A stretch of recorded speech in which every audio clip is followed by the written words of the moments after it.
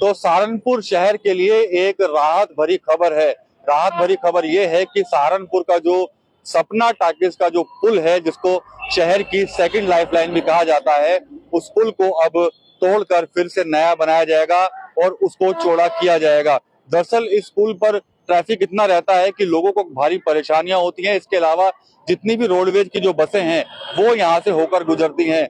हरियाणा, पंजाब और उत्तराखंड जाने वाली जो भी परिवहन की बसें हैं वो यहीं से होकर गुजरती हैं और यहाँ से कुछ दूरी पर ही सहारनपुर का घंटाघर है, जहाँ पर बसों का भी ठहराव होता है, जिसकी वजह से यहाँ पर लंबी लंबी लाइनें जो है वाहनों की लग जाती हैं।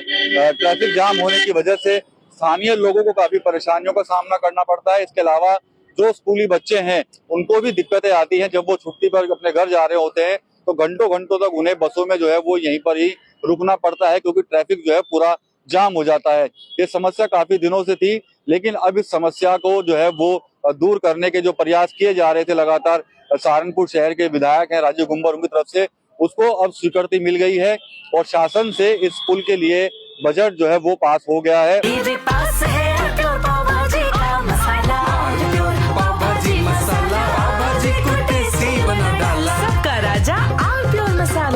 और जल्दी ही इस पुल को तोड़कर यहाँ पर एक नया पुल जो कि काफी चौड़ा होगा उसको बनाने का काम जो है वो शुरू हो जाएगा।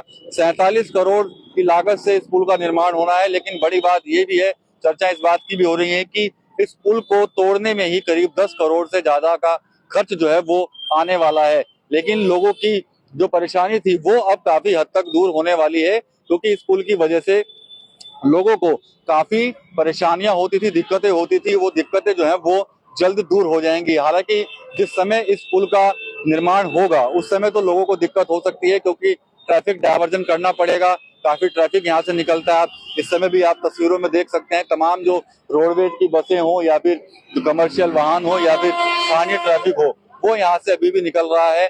और सेकंड लाइफलाइन कहा जाता है इसको सहारनपुर की, क्योंकि इस पुल से ही तमाम जो आसपास के चाहे जिले हो या फिर राज्य हो, वहीं पर आने जाने वाले जो वाहन हैं वो इसी पुल से होकर गुजरते हैं। लंबे समय से इस पुल के चौड़ीकरण की मांग थी, उस मांग को जो है वो अब स्वीकृति मिल गई है और जल्द ही यहाँ पर एक पुल का निर्माण जो है वो होना शुरू हो जाएगा। इस पुल को ऐतिहासिक भी बताया जाता है, कई चीजें जुड़ी हुई है, काफी पुराना ये पुल है, उस पर भी हम बात करेंगे। जो लोग जानकारी रखते हैं इस मामले की, इसका इतिहास क्या है, लेकिन देखा जाए तो एक बड़ी राहत जो है वो सहारनपुर के लोगों को मिल रही है और जो प्रयास इस पुल को चौड़ा करने और बड़ा करने के किए जा रहे थे वो अब सच होते हुए दिखाई दे रहे हैं। और जल्द ही इस पुल पर जो है निर्माण का काम शुरू हो जाएगा और शहर के ट्रैफिक से तो राहत मिलेगी, लेकिन जनता को जो परेशानियां हो रही थी उनसे भी काफी हद तक जनता को निजात मिलने वाली है। तो इस पुल के साथ कुछ ऐतिहासिक चीज भी जो है वो जुड़ी हुई है। इसी पर बातचीत करने के लिए मेरे साथ वरिष्ठ पत्रकार है सैयद मशकूर भाई, उनसे बात कर लेते हैं। इसको काफी ऐतिहासिक बताया जा रहा है, बता रहे हैं कि बड़ा हो जाएगा, इसको चौड़ा कर दिया जाएगा, सेकंड लाइफ लाइन है सहारनपुर की है, तो कितनी सुविधा लोगों को मिल जाएगी इसकी वजह से यहाँ पर जब ये चौड़ा होगा, और इतिहास क्या है इसके पीछे कुछ बताएंगे आप? देखिए, ये जो सपना टाकिज का जो पुल है, ये दो पुल है, एक पुराना छोटा पुल और एक बड़ा पुल है। जो छोटा पुल है उसे बावनदरा पुल भी कहा जाता था और बताया जाता है कि जब बादशाह शाहजहां सहारनपुर आए और उनको तलाश थी यहाँ पर ताजमहल बनाने के लिए, वो यमुना के खादर इलाके में भी गए थे, तो वो इस सड़क से गुजरे थे और उनके लिए बावनदरा पुल बनाया गया था। और यही पास में एक शाहजहानी मस्जिद भी है, जो वो भी मस्जिद शाहजहां ने बनवाई थी। तो इस पुल का जो छोटा वाला पुल है ऐतिहासिक महत्व है और बहुत ही महत्वपूर्ण ये स्थान है सहारनपुर की। हिसाब लाइफलाइन भी कह सकते हैं। मेन रोड पूरा जो देहरादून से लेकर पंचकुला तक जितना ट्रैफिक चलता है वो सब इसी पुल से होकर गुजरता है। और ये क्योंकि यहाँ कंजेशन बहुत ज्यादा है, इसलिए इस पुल की डिमांड बरसों से थी कि यहाँ पर एक चौड़ा पुल बने जो 4 लेन कम से कम हो। और वैसे तो आवश्यकता सहारनपुर में एलिवेटेड रोड की है, जो जेल चुंगी से लेकर और बड़ी नहर तक बने, ताकि बाहर का ट्रैफिक बाहर से निकल जाए और लोकल जो ट्रैफिक है वो नीचे से गुजरे।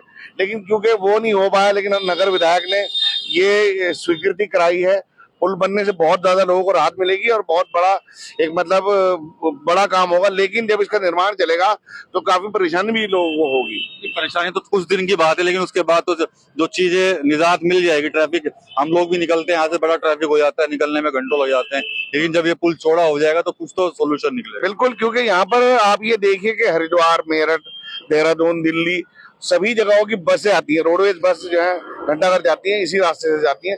तो अक्सर इस पुल पर बहुत लंबी कतारें लगी रहती हैं वाहनों की, और ट्रैफिक जाम की समस्या इस पुल पे बहुत बड़ी है।